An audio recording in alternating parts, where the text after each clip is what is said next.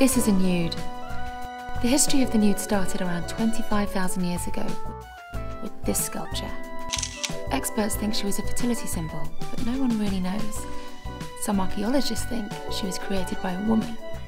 But we'll get back to women later, in around 25,000 years.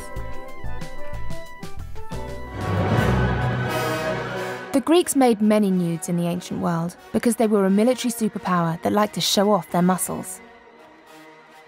These are sometimes referred to as classical nudes because the history of art returns to them again and again, like a classic rock album. In Greek times, male nudes were based on gods like Apollo. He was the epitome of perfection. Female nudes were based on Venus. She represented desire.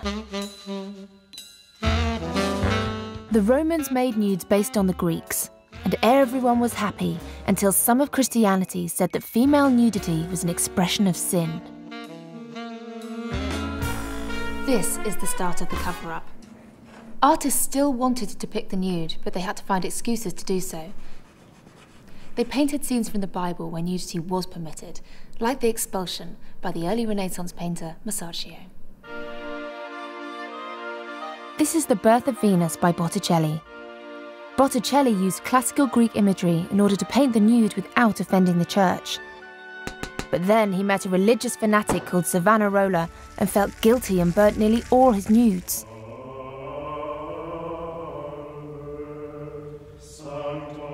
Later, in the early 18th century, critics introduced a definition of the nude to stop artists being accused of ungodly behaviour. They said, "A nude is a painting or a sculpture of a man or woman who looks at ease and confident. If they look vulnerable or embarrassed, then they're naked, not nude anymore."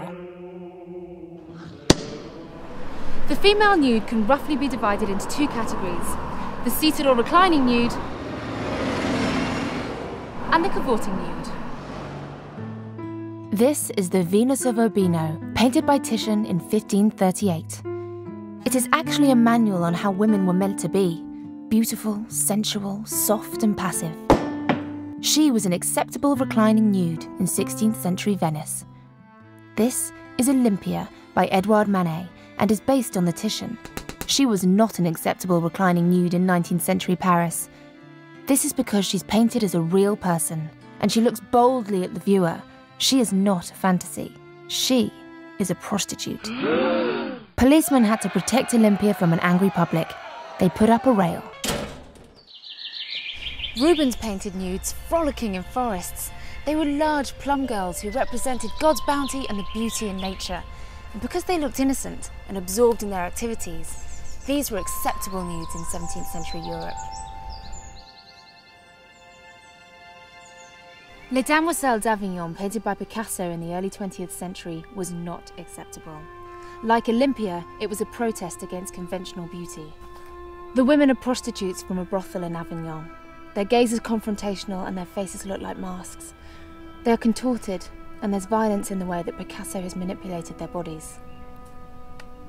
This is because artists were beginning to use the nude to represent the psychological as well as the physical aspects of the human body.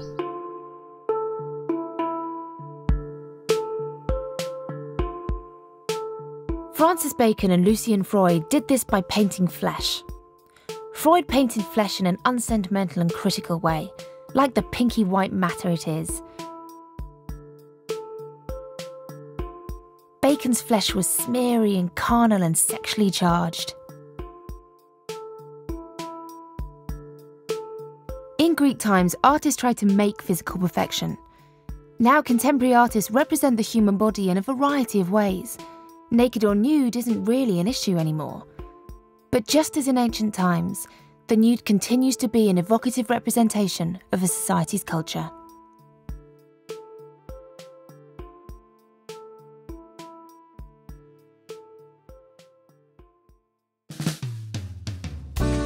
Shake your booty, baby.